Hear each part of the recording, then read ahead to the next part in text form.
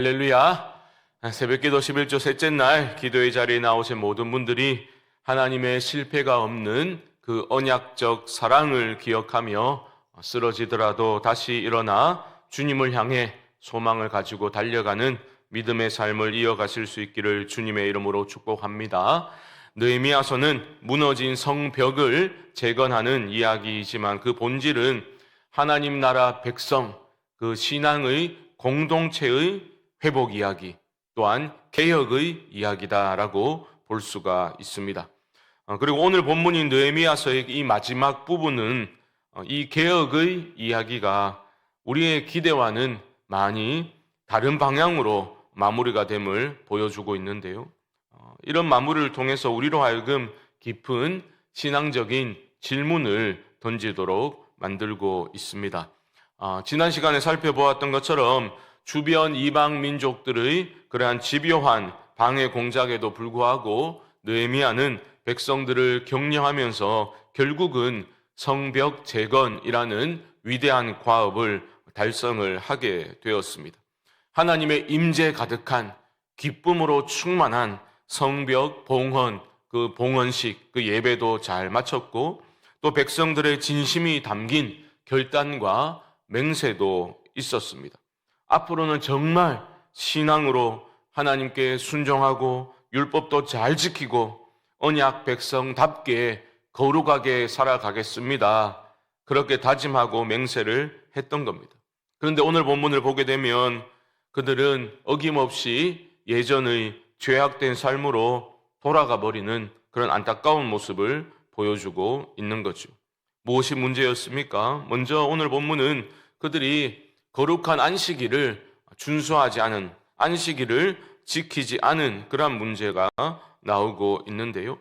15절을 보면 한 유다인이 안식일에 예루살렘 성읍에 들어와서 음식물을 판매하는 것을 보게 됩니다. 그래서 느헤미야가 그를 불러다가 본문에 따르면 경계하였다라고 말하는데 이 말은 꾸짖어서 돌려보냈다라는 그런 의미입니다. 그리고 이어지는 16절 이하의 말씀을 보면 이번에는 이방 사람이 또 등장합니다. 이방인 두로 사람이 돌아와서 안식일에 이제 장사를 한 거예요. 이 당시 두로는 무역으로 유명한 도시였거든요. 그런데 문제는 뭐냐면 이 사람이 상거래는 할 수가 있는데 안식일에도 이제 상거래를 했다는 겁니다. 성읍에 들어와서. 이 말은 뭡니까? 안식일에 유대인들이 상거래를 했다는 거예요. 안식일을 어겼다라는 뜻입니다. 안식일 율법을 어기면서까지 그들은 물건을 사고 팔고 했다라는 건데요. 이런 모습을 보고서 느헤미야의 마음은 무너졌을 겁니다.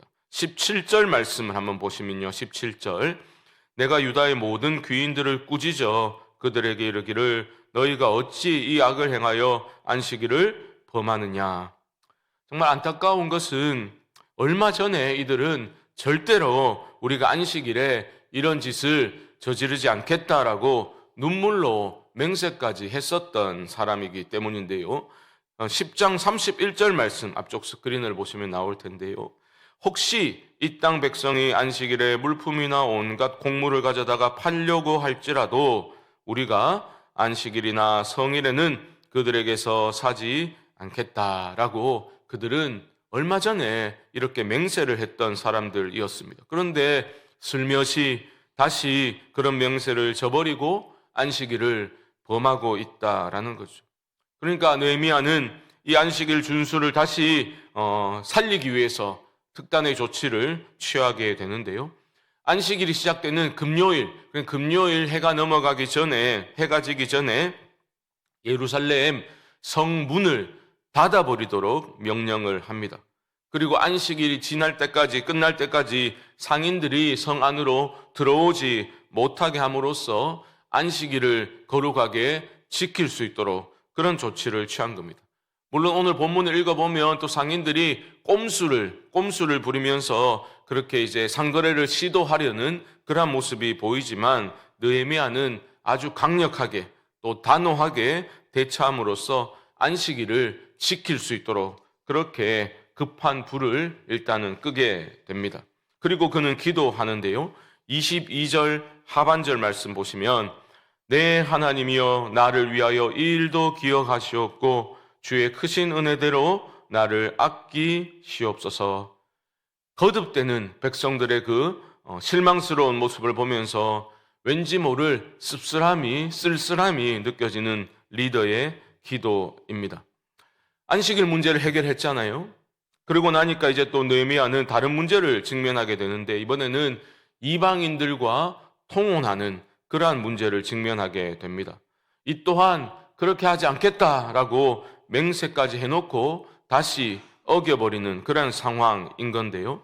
23절 말씀 보시면, 그때에 내가 또 본즉 유다 사람이 아스돗과 암몬과 모압 여인을 맞아 아내로 삼았는데, 하나님이 이스라엘 백성들에게 왜 이방인과의 결혼 통혼을 금하셨습니까? 그들이 우상 숭배 문화에 물들어서 불순종의 길을 걷는 것을 사전에 차단하기 위해서 그런 명령을 하신 겁니다. 이스라엘의 역사를 보십시오. 그들은 그러나 어김없이 이방 민족의 타락한 그 우상 숭배에 물들어서 패망의 길을 걷지 않았습니까?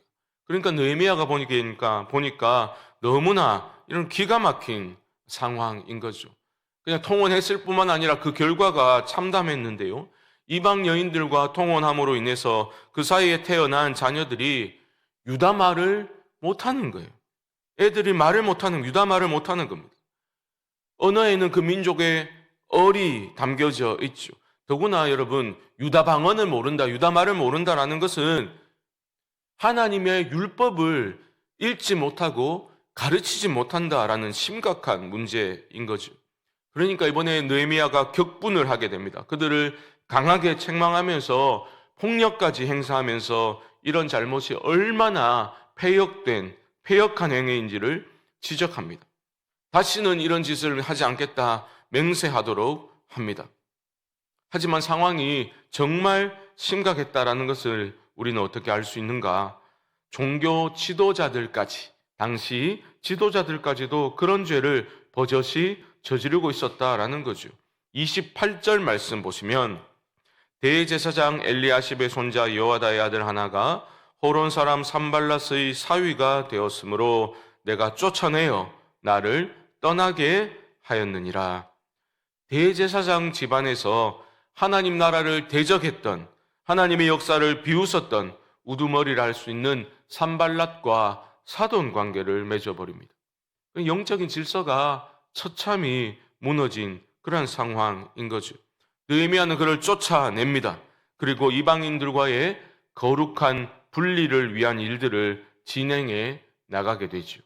그리고 그가 하고 있는 마지막 기도를 다시 한번 보십시오. 30절과 31절 보시면, 내가 이와 같이 그들에게 이방 사람을 떠나게 하여 그들을 깨끗하게 하고 또 제사장과 레위 사람의 반열을 세워 각각 자기의 일을 맡게 하고 또 정한 기한에 나무와 처음 익은 것을 드리게 하여 싸우니 내 하나님이여 나를 기억하사 복을 주옵소서.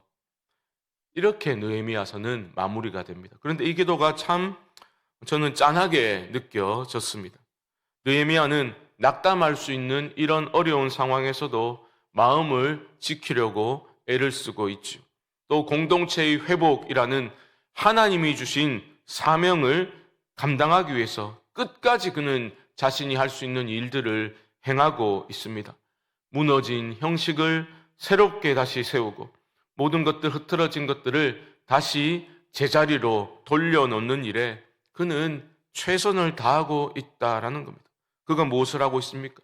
성전 번제단에 불이 꺼지지 않도록 나무를 정한 때에 드릴 수 있도록 그렇게 챙깁니다.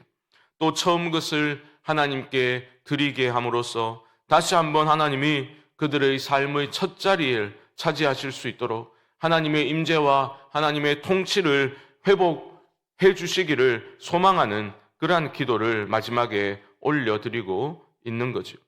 여러분들이 느끼셨겠지만 느헤미야서의 마지막 부분을 보게 되면 어찌 보면 그가 지금까지 모든 기득권을 다 포기하고 이 멀리까지 와서 그렇게 단행한 그 개혁은 말 그대로 미완의 개혁으로 남겨진 듯한 모습을 보여주고 있습니다.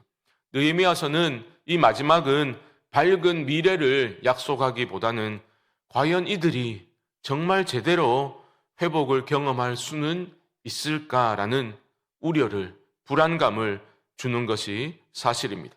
이런 상황에서 느헤미야 이 마지막 기도, 내 하나님이여 나를 기억하사 복을 주옵소서라는 이 기도는 어찌 보면 자칫 오해할 수 있는 그런 기도로 들려질 수 있습니다. 그러니까 하나님, 나라는 이렇게 망해가지만 나라는 망하더라도 저는 이렇게까지 최선을 다했으니 저에게는 복을 주십시오. 이런 식으로 들릴 수 있는 거죠. 하지만 그것은 오해입니다. 느헤미야의 기도는 전혀 그런 의미가 아닙니다. 그는 끝까지 이 민족을 위한 중보의 기도를 드리고 있는 겁니다. 14절의 기도를 한번 다시 보시죠. 14절, 내 하나님이여 이 일로 말미암아 나를 기억하옵소서. 내 하나님의 전과 그 모든 직무를 위하여 내가 행한 선한 일을 도말하지 마옵소서. 여기 나오는 선한 일이라는 단어의 표현에 바로 헤세드라는 단어가 나오게 됩니다. 헤세드는 언약에 충실한 사랑을 의미하지요. 그러니까 느헤미야는 지금 이 거듭되는 실패 속에서도 무엇을 기억하고 있는 겁니까? 하나님의 언약을 기억하고 있는 겁니다. 언약에 충실한 그 사랑, 헤세드, 기억하고 있는 거예요. 결코 실패가 없는 신실하신 하나님은 언약에 충실하신 분이시니 지금 우리가 이렇게 넘어지고 일어섬을 반복하는 실망스러운 모습을 보인다 하더라도 하나님이 우리를 붙들어 주실 것이다. 하나님이 인도하실 것이다. 그는 믿고 기도하고 있는 거죠. 어찌 보면 처음부터 은혜라는 것은 우리의 행위에 근거한 것이 아니었기 때문이죠. 사랑하는 성도 여러분, 그러므로 우리 또한 우리가 처한 현실적인 상황이 아무리 암담해 보인다 하더라도 영원히 변치 않는 하나님의 그 언약적 사랑을 기억하시기 바랍니다. 결코 무너지지 않는, 결코 실패하지 않는 하나님의 나라에 소망을 두고 끝까지 믿음으로 달려갔던 느헤미야처럼 하나님이 나에게 주신 꿈과 비전을 쫓아서 그리고 우리 교회에게 허락하신 사명을 감당하고자 하는 그런 소망하는 마음으로 끝까지 믿음의 경주를 달려가는 우리 모든 성광의 교우들이 될 수 있기를 예수님의 이름으로 간절히 축원드립니다. 기도하겠습니다. 하나님, 우리의 연약함과 반복되는 무너짐 속에서도 언약에 신실하신 주님의 그 언약적 사랑, 그 사랑으로 우리를 붙들어주고 계심에 감사를 드립니다. 우리의 힘과 우리의 결단이 아니라 오직 우리의 완전한 중보자 되신 예수 그리스도를 날마다 의지하며 우리의 삶이 날마다 개혁되고 우리의 교회가 하나님이 기뻐하시는 방향으로 날마다 개혁되는 그러한 신앙적인 변화가 우리 안에 또 우리 공동체 안에 일어날 수 있도록 하나님 은혜 부어 주옵소서. 지금은 우리 주 예수 그리스도의 크신 은혜와 하나님 아버지의 무한하신 사랑하심과 성령님의 교통하심이 새벽기도 11조 셋째 날 기도의 자리에 나온 모든 분들의 심령 가운데 주의 몸된 교회 위에 지금부터 영원토록 함께 있을지어다. 아멘.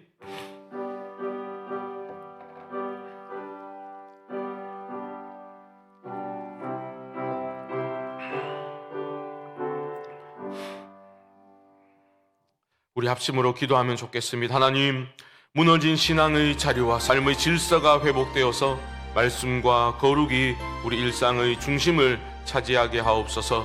우리 교회가 인간의 결단이 아니라 하나님의 언약적 사랑에 붙들려 끝까지 소망 가운데 전진할 수 있도록 하나님 은혜 부어 주옵소서.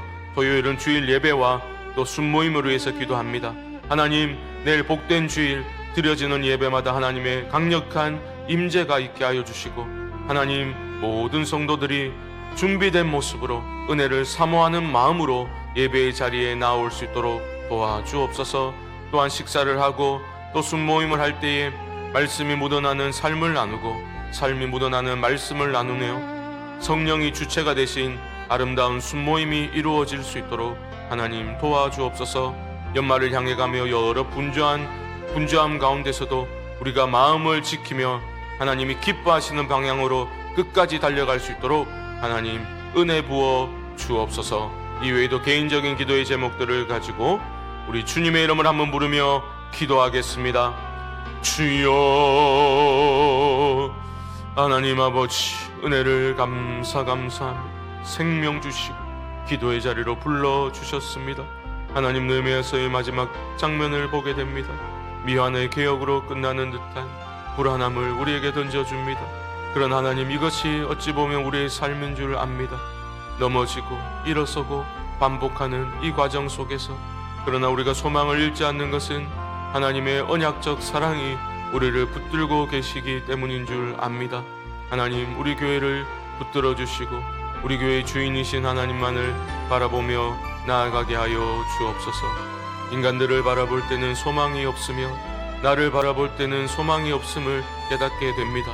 하나님, 그러나 우리 교회를 세우시고 사랑하시고 끝까지 인도하실 하나님을 기억하게 하여 주옵소서. 끝까지 그 하나님께 소망을 두고 달려가는 믿음의 삶을 살게 하여 주시옵소서. 복된 주일, 하나님 아버지, 드려지는 예배가 주님 기뻐 받으시는 예배 되게 하여 주시옵소서. 하나님 아버지, 인간의 말들과 인간의 생각들이 넘쳐나는 모임이 아니라 하나님의 말씀이 살아 역사하고 그 말씀이 나누어지는, 그 말씀이 역사하는 주일이 되게 하여 주시옵소서. 어린아이부터 어르신에 이르기까지 주의 은혜만을 사모하며 예배의 자리로 나아올 수 있도록, 준비된 모습으로 나아올 수 있도록 하나님 도와주시옵소서.